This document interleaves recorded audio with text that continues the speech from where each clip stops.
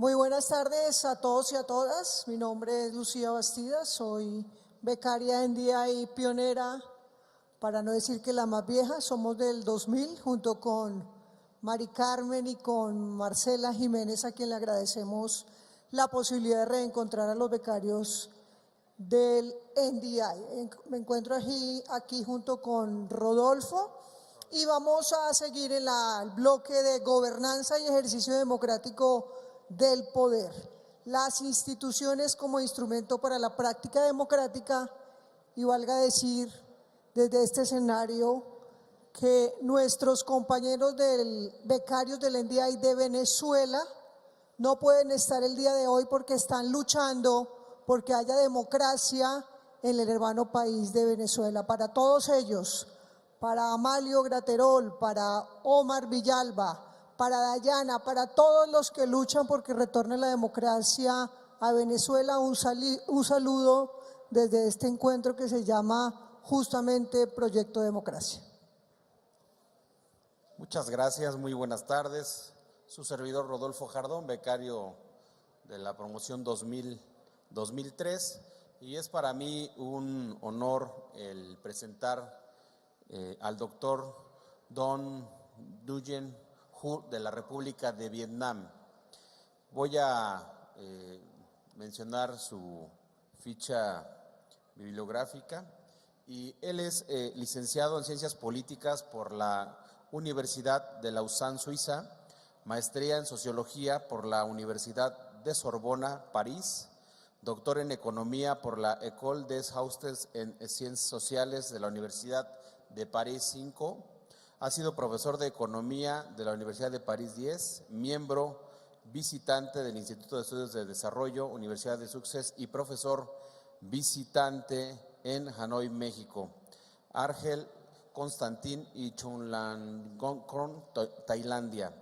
Dentro de la Organización de las Naciones Unidas, trabajó desde 1984 en la Comisión Económica y Social para Asia y el Pacífico, la Comisión Económica para América Latina en México, el Departamento de Asuntos Económicos y Sociales Internacionales de Nueva York, en la División de Asistencia Electoral y el Departamento de Asuntos Políticos, oficial principal, gerente de proyectos internacionales de PNUD México, consultor para EAD, DPA y PNUD México.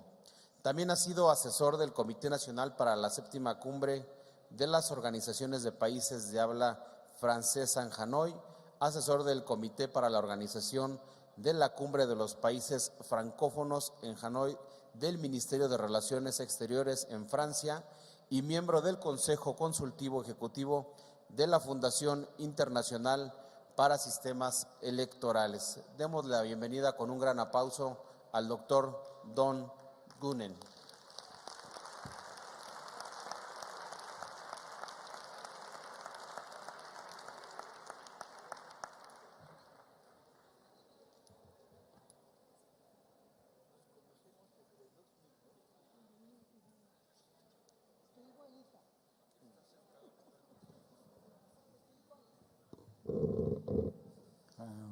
Buenas tardes. Gracias a Marcela del proyecto de invitarme hoy con ustedes.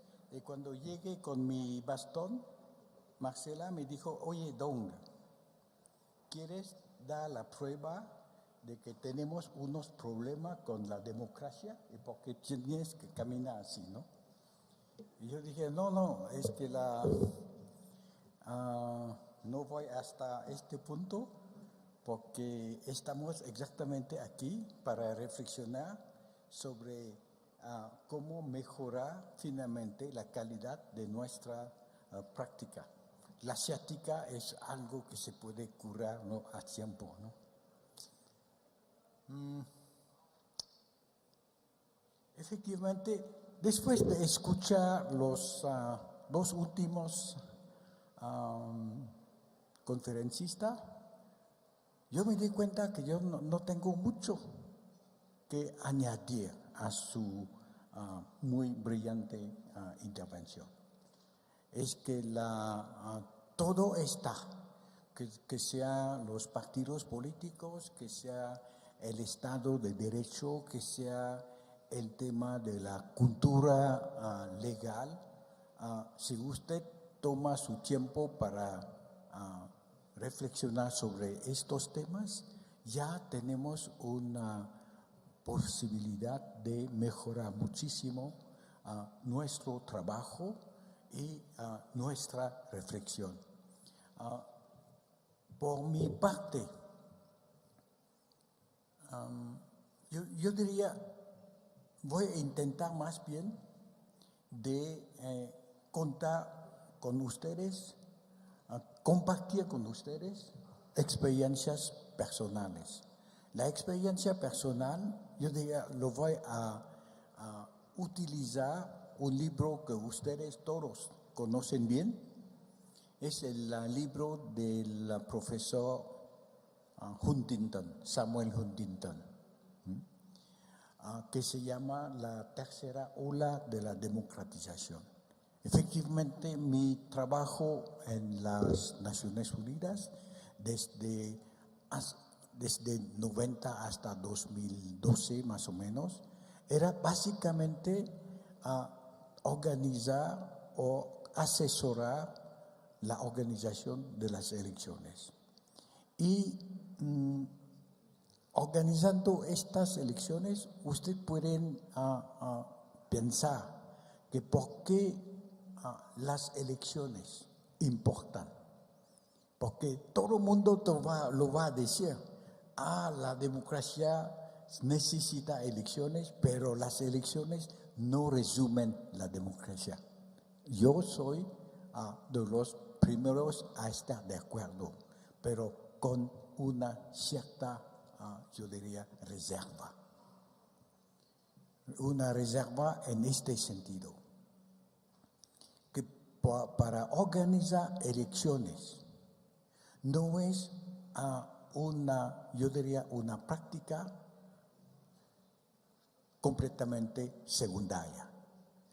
Uno, ¿por qué tenemos que organizar elecciones? Usted se recuerda los clásicos. Yo hablo de Montesquieu, pero hablo también de del derecho canónico, ¿no? De los padres de la Iglesia, que dicen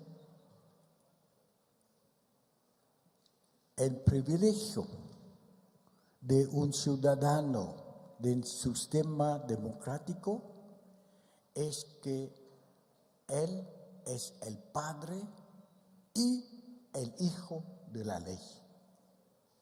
¿Qué significa ser padre de la ley y hijo de la ley? Hijo, lo sabemos. Normalmente se dice, ese es el Estado de Derecho cuando todo mundo tiene que obedecer a la ley. Somos hijos de la ley. Pero ¿por qué padre de la ley? ¿Y cómo?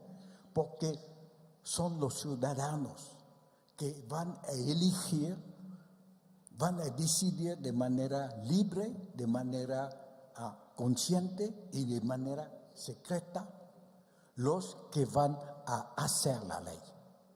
En este sentido, yo diría, somos efectivamente padre y hijo de la ley. Pero ¿cómo se hace esta operación concretamente? No es una operación, yo diría, abstracta. Se trata de organizar elecciones, ¿no? Hay un voto, y el voto tiene que ser auténtico, el voto tiene que ser, yo diría, consciente. ¿Qué significa consciente? Consciente es que se trata de un voto informado. Se trata de un voto, yo diría, con la posibilidad de múltiples decisiones, múltiples alternativas. Por eso que yo diría, tenemos que cuidarnos. Cuando hablamos de elección, no es una acción mecánica de depositar un boletín en la urna, pero tenemos que verlo dentro de estas elecciones, dos elementos fundamentales. y que ya mis predecesores han hablado, pero yo lo voy a decir a partir de la experiencia, dos elementos fundamentales. Uno es que la elección es un proceso legal.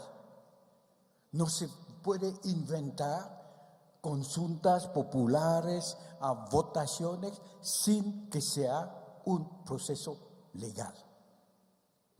Y segundo, es que las elecciones es imposible sin finalmente una posibilidad de seleccionar entre programas diferentes, entre decisiones diferentes. O si usted tiene un candidato único a una elección, que sea legal o no, no importa, que no sirve. En este sentido, las elecciones no es otra vez una acción mecánica, pero es una elección, yo diría, completamente legal, es una operación que implica el pluralismo. Y yo diría, en nuestro contexto hoy en día es probablemente lo más importante, ¿no? El pluralismo debe ser y es en unos países una obligación constitucional.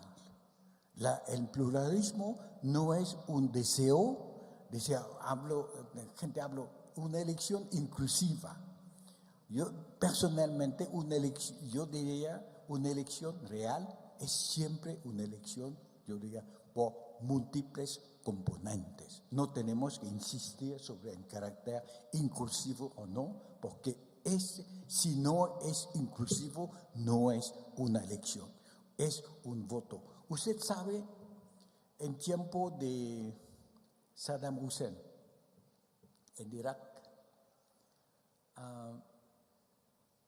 ¿cuántas personas pueden votar en una casilla? En México, ¿cuántas? No, 750 exactamente, bajo la ley. 750. En Irak, bajo Saddam Hussein, el último referéndum que él organizó, se permite a 10 a 12 mil personas por cada casilla, ¿no? Y yo lo pregunté, pero ¿cómo usted hacen para tener 10,000 personas votando en una casilla? Y me dijo, es muy sencillo. No tenemos ningún credencial de elector. Enfrente de la casilla, 20 policías que conocen todo el mundo. Entonces usted entra, toma un boletín, no hay lugares para decidir dónde voy a una mampara, etc.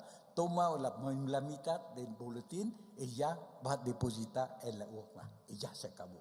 Cada persona va a tomar como entre 10 y 15 segundos para votar.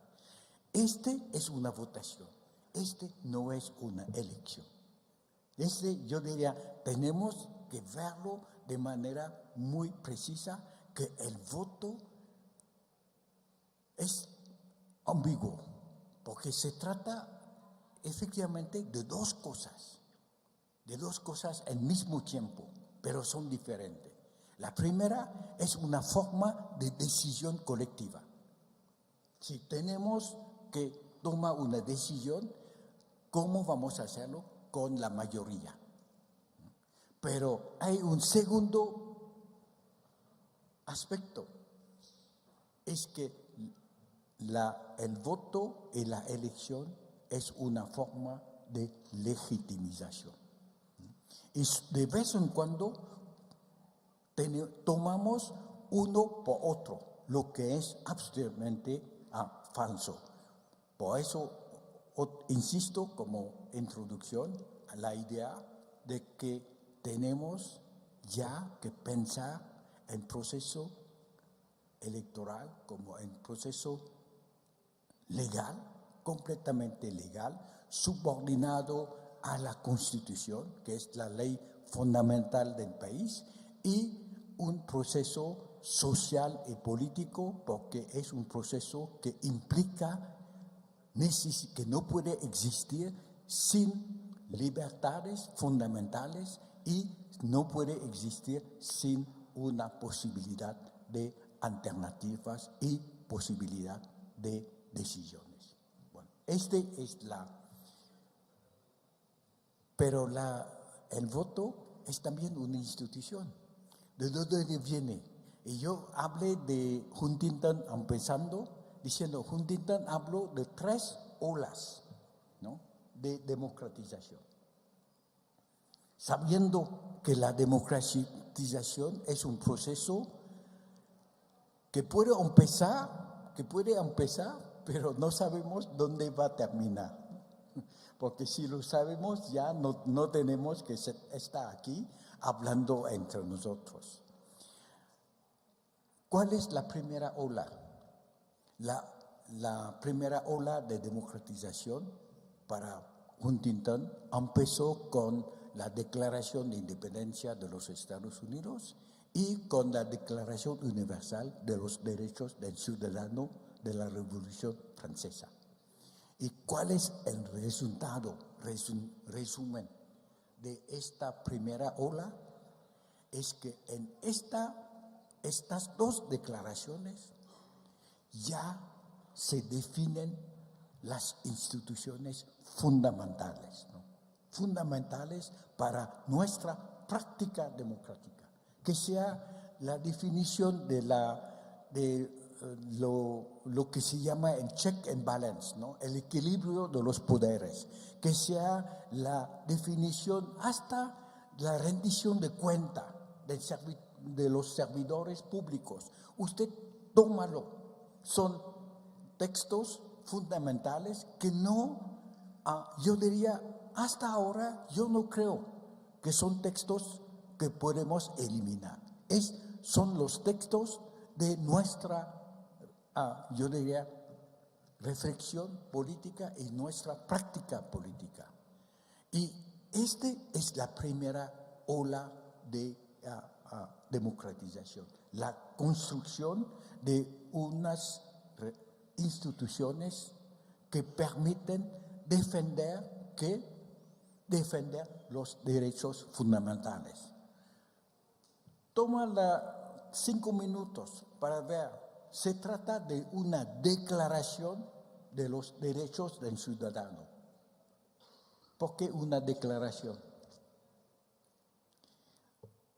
Porque son derechos que nos pertenecen.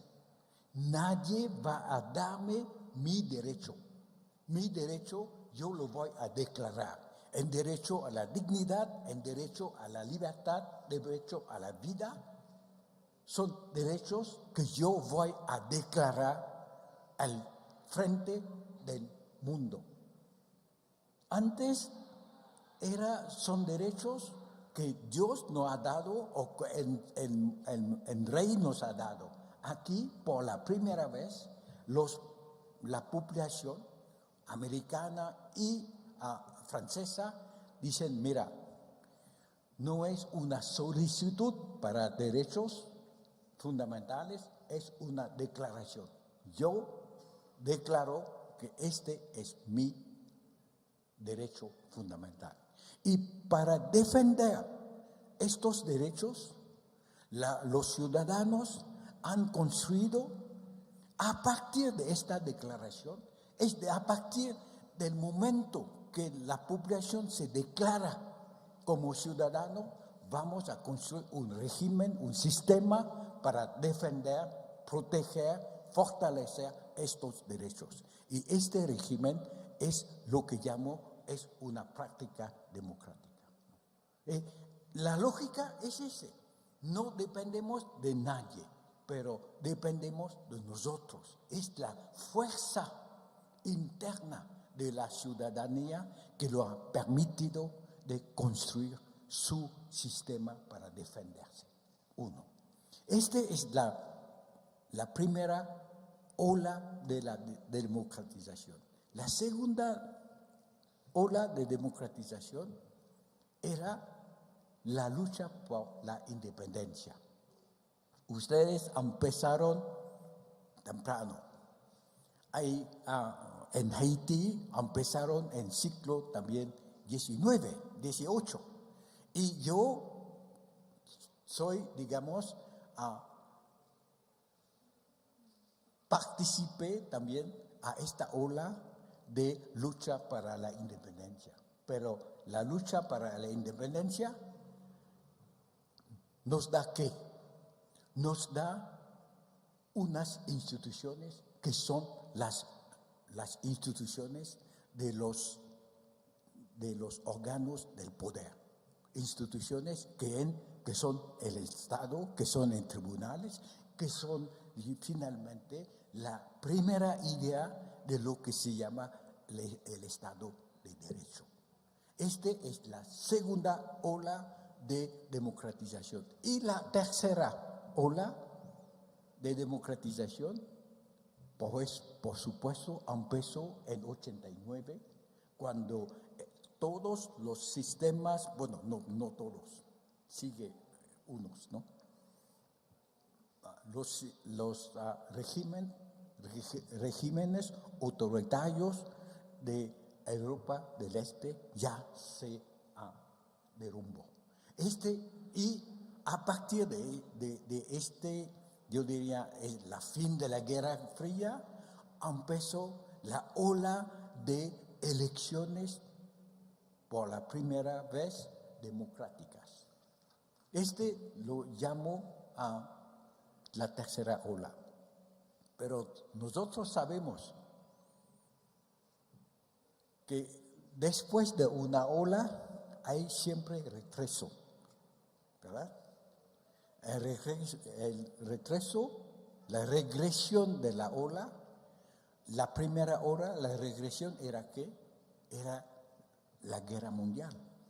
Las dos guerras mundiales, la primera y la segunda guerra, y el surgimiento de movimiento de extremista. Este es un producto, yo diría, de la ola. La ola no es únicamente el aspecto positivo, pero después de la ola tenemos también que cuidarnos de la, digamos, de posible regresión y regresión muy, muy, muy peligrosa. La segunda ola, la descolonización, también dejó, yo diría, algo que ahora se mete, el nacionalismo. Y el nacionalismo también provocó lo que se llama la política de identidad. Las comunidades, yo diría, se va a sentir como derecho de entrar en una reivindicación que puede ser muy también sangrante. Lo que un autor libanés llamó las identidades asesinas, ¿no? Ya no es más un país único que lucha para su independencia, pero son diferentes comunidades. Yo trabajé prácticamente en todos los países de África y ese se ve.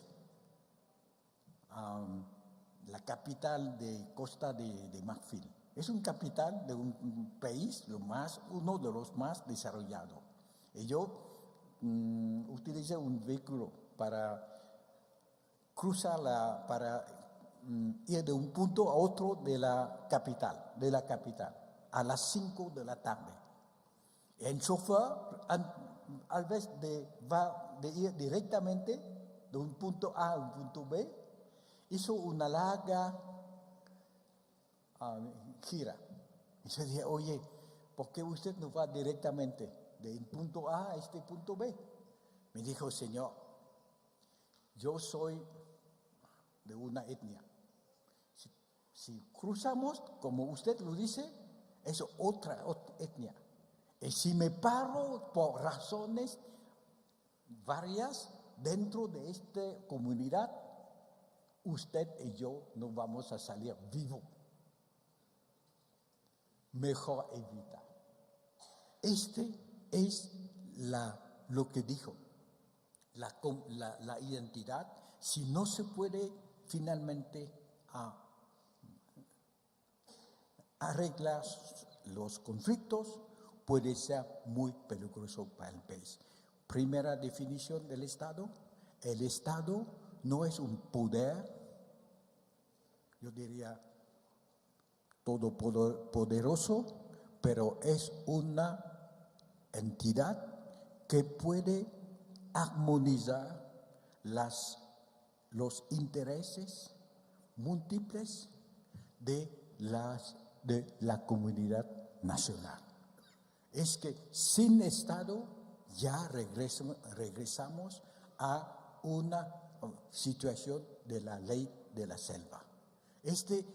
Por eso que yo diría, mi lección es que sin el Estado no podemos arreglar este tipo de conflicto. No podemos tampoco solucionar problemas sociales o económicos. Un ejemplo: yo estuve en Haití hace como unos años, ya trabajé como 25 de mi vida en Haití. Hace 10 años llegué a Haití y el país está preparando a recibir un huracán. Yo pregunté a los soldados de la ONU: ¿usted está preparando la población a recibir a enfrentar este evento? Me dice: sí, tenemos camiones de alimentos, tenemos camiones de medicamentos, pero la ciudad que está en el frente del huracán no tiene edificio, no tiene bodega para recibir estos documentos, estos alimentos, el agua potable, etc. ¿Por qué? Porque no existe la presencia del Estado como algo como una alcaldía, no existe. Entonces no se puede, y finalmente llegó el huracán. Yo participé a la operación, no pudimos cruzar el río, y me dijo: yo no puedo enviar camiones de alimentos sin enviar 2 camiones de soldados para proteger estos alimentos. Entonces, es una situación, yo diría, trágica, que viene de dónde? Viene de la falta de un Estado. Yo no hablo del carácter más o menos progresista, etcétera, del Estado. Hablo sencillamente de una institución colectiva que puede brindar finalmente la armonización y la protección de la gente. El Estado no es únicamente para reprimir, el Estado también está allá para proteger. Y la protección, la mejor, busca la armonización de los intereses contradictorios, porque no se olvida. Hablamos mucho de pueblo, pero olvidamos que el pueblo es dividido. El pueblo vivo en la Ciudad de México. El pueblo que vive en Las Lomas, en Polanco, no es el mismo pueblo que vive en Tepito, en la misma ciudad. Porque la población de Polanco, de Las Lomas, van a tomar vacaciones en Acapulco, van a tomar vacaciones en Nueva York, en París, en Londres, y los de Tepito van a tomar vacaciones en el Zócalo, punto. Y también hablamos de pueblo. Tenemos que verlo, que la inigualdad, la desigualdad es peligrosa porque va a crear 2 o 3 Méxicos, 2 o 3 países diferentes. La ruptura del lazo social es el peligro fundamental para los que piensan en una ciudadanía. Usted no puede tener ciudadanía tan dividida, tan diferente en términos de cultura, en términos de ingreso, en términos de modo de, en términos de educación, porque no van, por supuesto, en las mismas escuelas ni universidades, olvidarlo. Me parece importante para medirlo, que el efecto negativo de la tercera ola puede ser también la desigualdad profunda y tenemos que cuidarlo. ¿Y quién tiene que cuidar este aspecto? Otra vez el Estado. Otra vez una política pública y no finalmente una incantación sobre lo que tenemos que hacer. Terminando aquí, porque ya ustedes tienen hambre, yo también. Y en Haití, los haitianos tienen una fórmula que me parece absolutamente ideal. Dicen, chaque vite pas camper. Chaque vite pas camper. En francés, es un viejo francés. En una bolsa vacía no puede tener de pie, ¿no? Y la bolsa ya empezó a ser un poquito más vacía ahora, ¿no?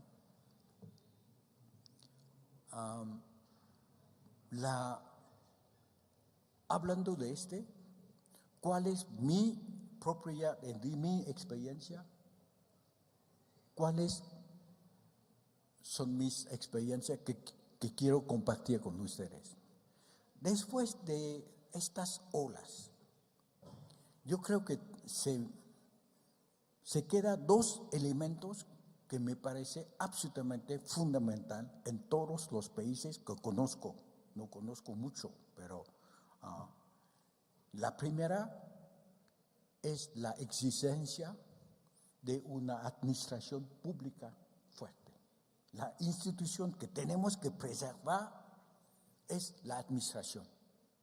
¿Por qué la administración pública? Porque después de unos siglos, cuando la administración es el producto, digamos, del político, ¿no? Yo soy elegido representante del pueblo, entonces yo voy a implementar, a enviar a mi gente para organizar la sociedad. Y se ve que no es posible. La administración tiene que ser profesional. Y el profesionalismo lo va a permitir la imparcialidad. Y a partir de la imparcialidad, lo va a permitir finalmente de defender el interés público. Por esto, la administración pública tiene que ser independiente. En muchos países usted tiene un estatus, ¿no?, del funcionario público, empezando en Inglaterra en el siglo XIX, para evitar que sea bajo la influencia de los políticos. Profesionalismo para ser eficaz, porque a mí no me importa quién lo nombra como funcionario. Me importa es que el funcionario es eficaz o no.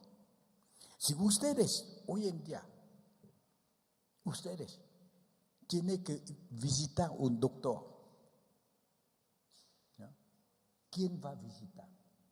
El que tiene experiencia de una gran universidad, de la UNAM o de la Universidad Autónoma de Durango, o su vecino o su sobrino o su hermano que no sabe nada de medicina.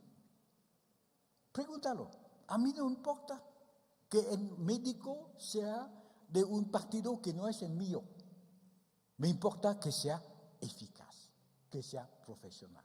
Y en la administración pública, yo diría, ha tomado esta figura.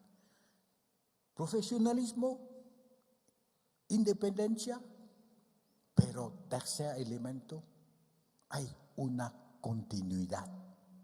A través de este trabajo, sí, ¿por qué continuidad? Es importante. Continuidad, la continuidad de la administración pública es importante porque escapa el ciclo electoral. Los políticos tienen en visión las encuestas públicas en ritmo electoral. La administración pública no. Yo voy a servir el país, ¿no? Y por esta razón, desde ya décadas en Europa, en países de vieja democracia, no hay lo que se llama epuración, eliminación de los que siente miembro del partido político que ha perdido. Y yo diría, este es el corazón de la práctica democrática. Una institución, yo diría, independiente, una institución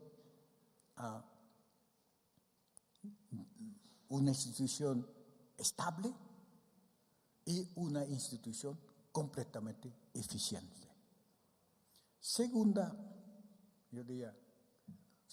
elemento que yo vi, ya mis predecesores lo han hablado de manera mucho más elocuente y de manera más brillante, es el tema de la justicia. La justicia, ustedes saben, es algo muy particular, porque la justicia no tiene ejército. Los jueces no tienen ejército. Los jueces no tienen recursos, ¿verdad? Y los jueces no tienen la legitimidad, por ejemplo, del sufragio universal. ¿Quién nombró los jueces? Los jueces, el poder ejecutivo. Hoy en día se discute sobre quién va a ser miembro de la Corte Suprema de Justicia, etc. En todos los países que conozco, los jueces son siempre producto de una decisión del Ejecutivo. En los Estados Unidos hay unos niveles de jueces que lo eligen, pero ese es yo diría, es una forma marginal. La realidad es que son producto de una decisión del Ejecutivo. ¿Y por qué son importantes? Son más importantes que los demás. No voy a entrar en la historia, pero voy a decirlo yo diría, una forma reciente. El poder del poder judicial viene de los otros poderes. ¿Por qué? Porque la justicia lo va a permitir de una moderación de su trabajo, ¿no? Una moderación y finalmente una armonización de su relación. Yo creo que allí vamos a una discusión muy profunda de ¿hay o no en el Estado de Derecho una tendencia a una dominación del Poder Judicial? Con la luz yo no veo nada, pero aquí, ¿quién practica arte marcial? ¿Sí? Sí, al menos hay unos, ¿no? Sí. ¿Cuál es su primera lección de arte marcial?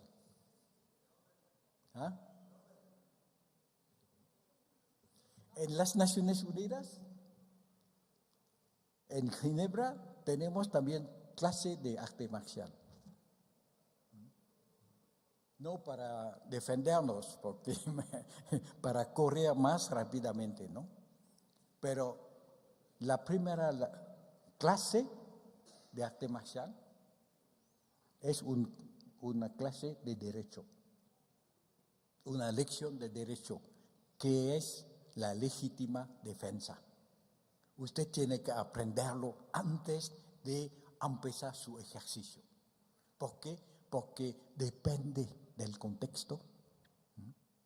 La legítima defensa en Francia es diferente de la legítima defensa en los Estados Unidos.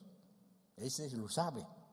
Entonces, cuando ya uno, hasta la práctica de un deportivo que necesita una lección de ley, es para decir que ya estamos en una cultura profundamente legal y esta cultura es parte del Estado de Derecho y parte de la práctica democrática, ¿no? Si uno olvide si uno ataca la independencia de la justicia, si uno contesta las decisiones de los jueces, ya entramos en un otro, yo diría, contexto. Por eso, terminando así, yo diría, sí, debemos pensar aquí como en los Estados Unidos, en América como en Europa, ¿no? Pensamos cuál es la fuerza que puede brindar la cuarta ola de democratización, ¿no?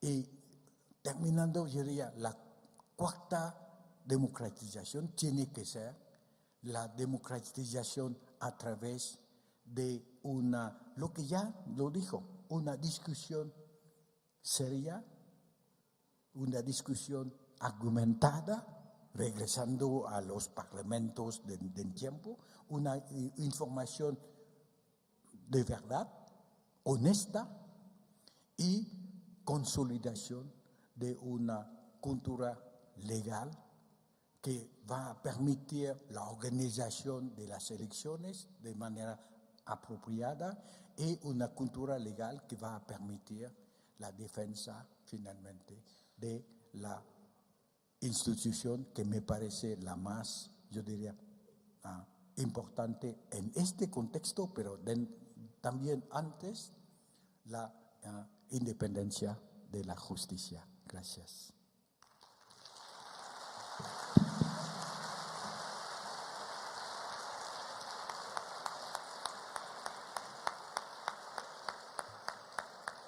¿Le alcanzamos una silla para las respuestas? ¿Quiere una silla para las respuestas, para sentarse? Gracias. Gracias. Voy al lado de la señora.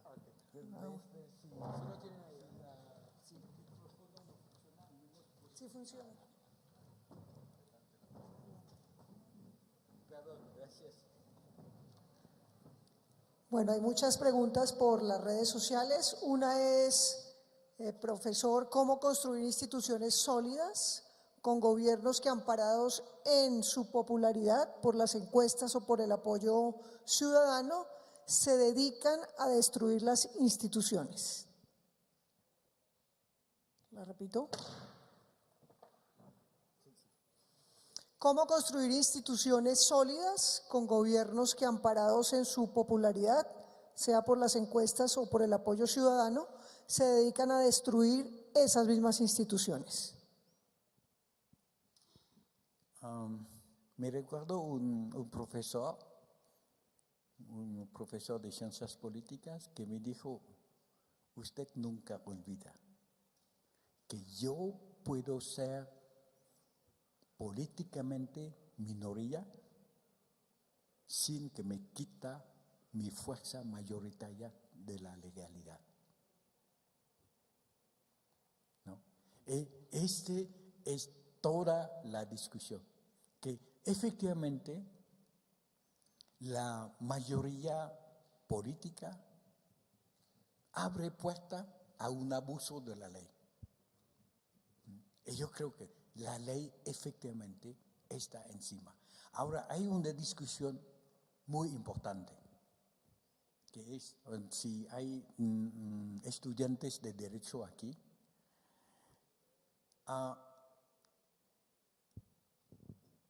La discusión empezó siempre así, ¿no? Yo soy el pueblo soberano, ¿verdad? Entonces, mi pregunta es, ¿quién te da este derecho, esta soberanía? ¿Quién? ¿No? La Constitución. Porque en la Constitución, en todos los países, la primera frase es de decir, el pueblo fulano es soberano, ¿no? Pero sin la Constitución, que cada quien puede hablar cualquier cosa. Por eso que la Constitución es fundamental. Es un primer punto que a mí me gustaría aclararlo. La Constitución es primera, es fundamental. Segundo, ¿quién tiene la última palabra en el debate sobre la ley? ¿El pueblo o los jueces constitucionales? Porque la tendencia está bien.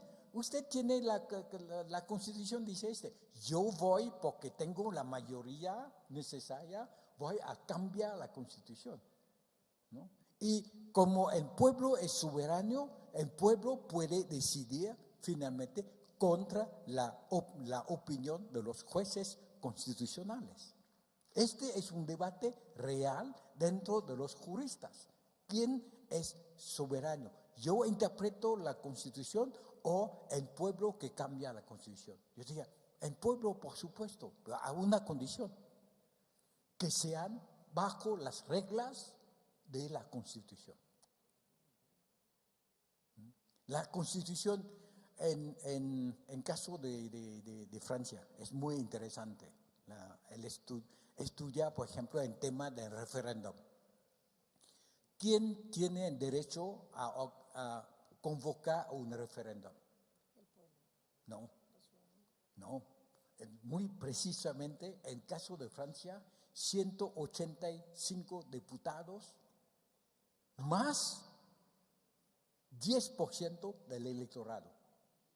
Ahí pueden convocar un referéndum de tipo legislativo. El referéndum, efectivamente, el pueblo tiene derecho a organizar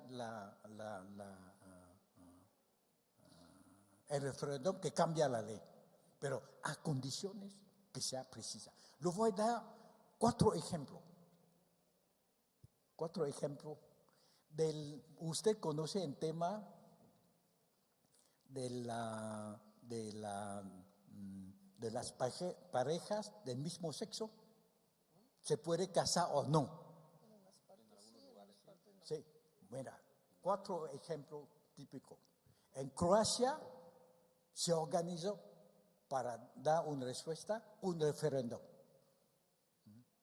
En Francia se va a una decisión del Parlamento.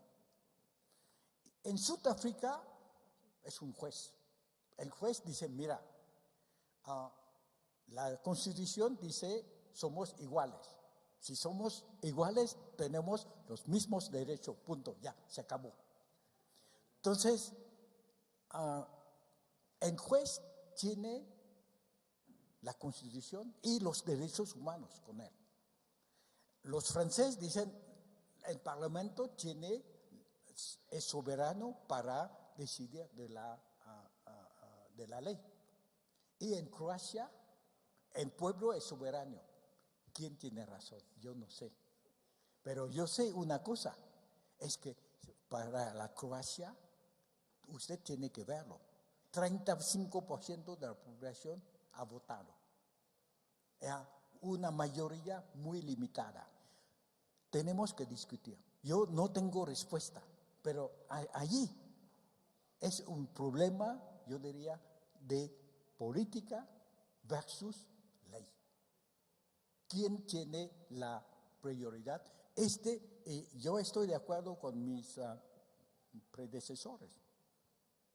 El pueblo tiene que participar de manera informada, de manera seria, de manera respetada, ¿no? Las consecuencias posibles de una decisión política. Muchas gracias. Siguiente pregunta. Muchas gracias.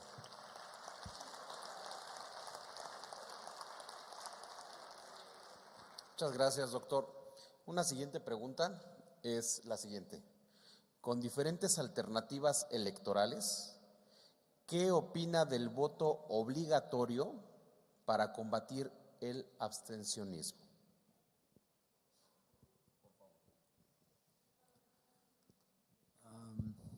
Unos países, Brasil, Bélgica, Suiza, tienen esta obligación del voto. La justificación efectivamente es que la gente tiene que participar y la participación va a consolidar la legitimidad de las autoridades elegidas. Yo entiendo este argumento, pero yo veía el argumento contrario también es válido. Es que el voto, ¿qué es el voto? Alguien habló de la compra y coacción del voto. En México se habla mucho de compra y coacción del voto. Estoy de acuerdo, pero ¿cuál es la naturaleza de su voto? Su voto no es una propiedad privada. Su voto no es su coche, ¿no?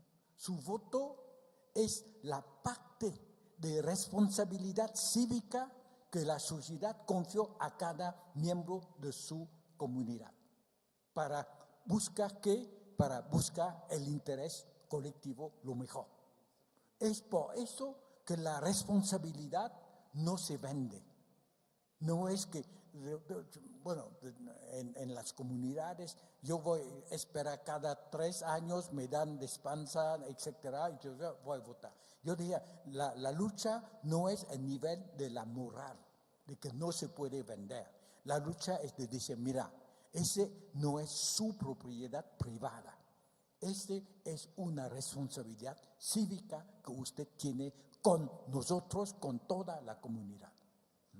Entonces, ese es un problema. Es de decir, si esa es una responsabilidad, ¿puedo ejercerla o no? Es mi derecho. Y como, perdone de ser un poquito, cuando tengo hambre y voy rápido, ¿no?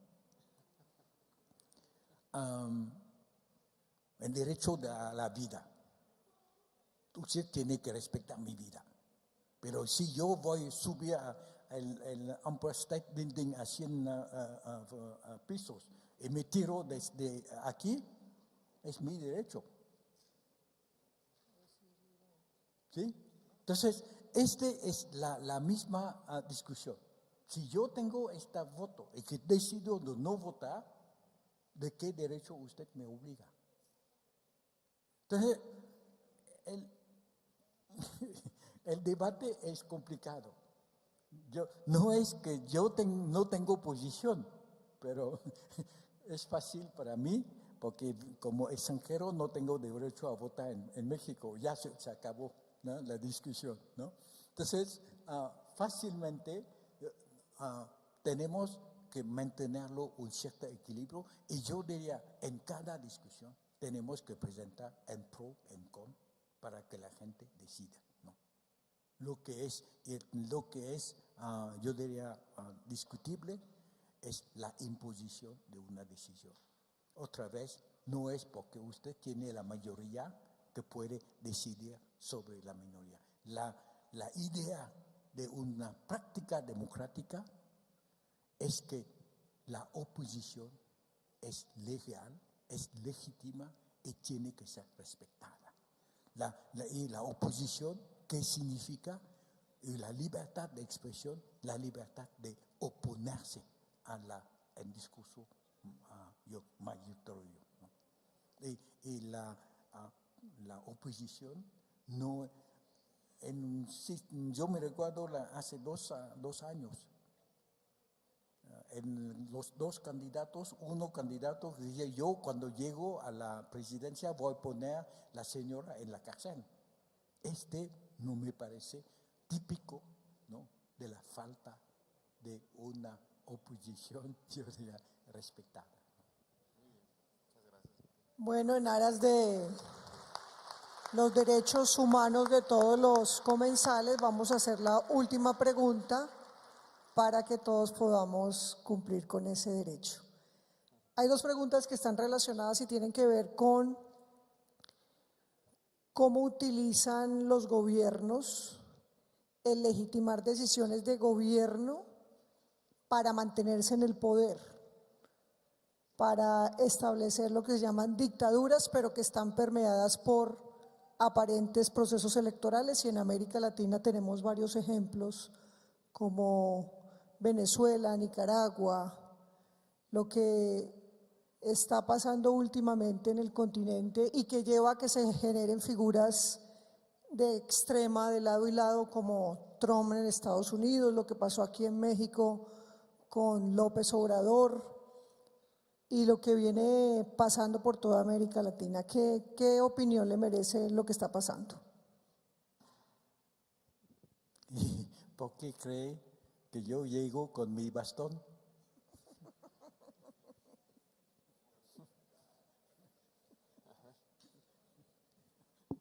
¿Les quedó clara la respuesta? Veo que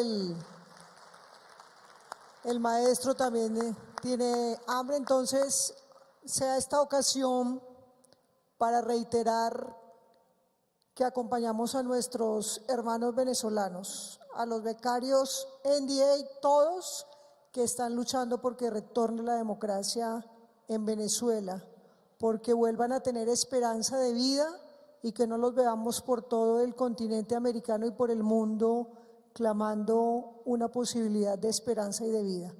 Un saludo a todos los amigos venezolanos, una gratitud al profesor por este acompañamiento, y ahora sí, como decían todos, en aras del respeto a los derechos humanos, vamos a dar por terminado esta jornada del día de hoy. Muchas gracias.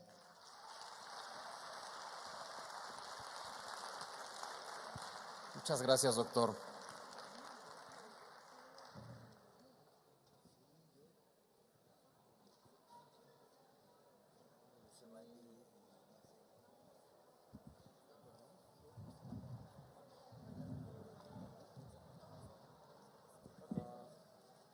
Doctor, muy buena tarde. Es un placer.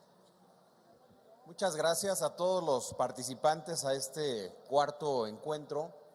Les compartimos que la agenda del día de mañana dará inicio a las 9 a.m., así es que será un honor y un placer contar con la presencia de cada una y de cada uno de ustedes en este segundo día de actividades.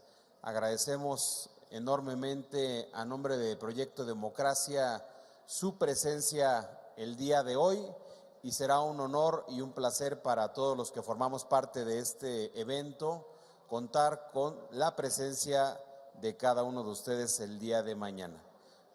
Al igual que a todos y cada uno de los ponentes que nos distinguieron el día de hoy con su presencia, muchas gracias por hacer de este evento un evento tan nutrido y de gran talante. Muchas gracias.